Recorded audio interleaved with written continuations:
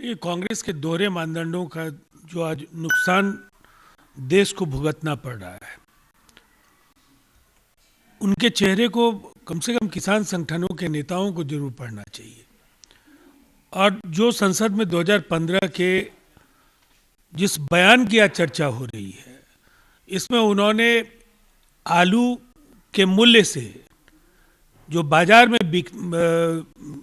जिन chips की बिक्री होती है उसके बीच का जो फासला है उसकी भी उन्होंने चर्चा की। और उस उदाहरण के जरिए राहुल गांधी ने कहा कि किसानों को सीधे कंपनियों को अपना माल बेचना चाहिए। दरअसल वो उस समय अमेठी के फूड पार्क की वकालत में ये सारी बातें कह रहे थे। और इसके 2 साल पहले 2013-15 जनवरी से देश के 12 ऐसे राज्य थे जहां कांग्रेस की सरकारें थी, वहां एपीएमसी एक्ट से फल और सब्जियों को बाहर निकाला जा चुका था। 2019 में फिर उन्होंने अपने घोषणा पत्र में बाजाबता फार्म बिल को रिपील करने की बात की और एसेंशियल कमोडिटीज एक्ट को कंट्रोल रिजाइम का हिस्सा बताया। इसीलिए किसानों को ये जरूर समझना होगा कि इन राजनेताओं के चंगुल से आंदोलन को कैसे बाहर निकाला जाए और तभी किसानों को कोई इसका लाभ मिलेगा। हम केसी त्यागी ने अपने 6 विधायकों को अरुणाचल प्रदेश में भाजपा में शामिल किए जाने पर कहा है कि हम अरुणाचल प्रदेश के 6 जदयू विधायकों को भारतीय जनता में शामिल होने पर नाराजगी व्यक्त करते हैं। गठबंधन की राजनीति के लिए यह अच्छा संकेत नहीं है। निश्चित तौर पर ये गठबंधन धर्म की जो मर्यादा है, कहीं ना कहीं इसमें वो भाव तिरोहित हुआ है। और बजाय जदयू के विधायकों को अपने दल में शामिल करने के, अगर उन्हें मंत्रिपरिषद में जदयू के कोटे से वो मंत्रिपरिषद के विस्तार में उन्हें शामिल करते तो शायद ये एक अच्छा नजीर हो सकता था गठबंधन धर्म की राजनीति के हिसाब से। किस जदयू के राष्ट्रीय अध्यक्ष आरसीपी सिंह बनाए गए हैं। केसी त्यागी ने कहा है कि नीतीश कुमार जी ने पार्टी अध्यक्ष के पद को त्यागने का फैसला किया और आरसीपी सिंह के नाम का प्रस्ताव रखा है, जिसके बाद अगले 3 वर्षों के लिए आरसीपी सिंह को नए पार्टी प्रमुख चुन लिया गया।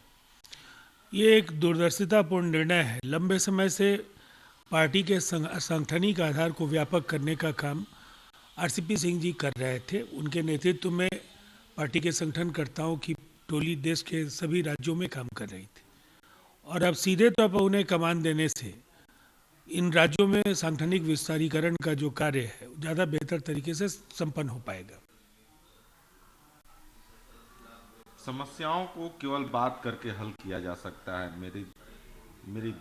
मैंने दृढ़ता से मानना है कि 29 दिसंबर को होने वाली बातचीत से मुद्दों का समाधान होगा, यदि वे किसानों के दृष्टिकोण से संचालित होते हैं, न कि उन राजनेताओं के दृष्टिकोण से जो इस मुद्दे को राजनीतिकरण कर रहे हैं। यूनियन एमओएस जो है कृषि राज्य मंत्री कैलाश चौधरी ने यह बात कही। अब चूंकि ये आंदोलन 32वें दिन में प्रवेश कर चुका है, कड़ाके की ठंड है, देश की अर्थव्यवस्था को भी 1 लाख करोड़ रुपए से ज़्यादा का नुकसान हो चुका है और जब बार बार ये कहा जा चुका है कि एमएसपी पर लिखित गारंटी देने के लिए सरकार तैयार है, तो मुझे ऐसा लगता है कि जिन 3 कानूनों के कई प्रावधानों को लेकर के असमंजस का भाव है, वहाँ भी सरकार वार्ता करने के लिए तैयार है।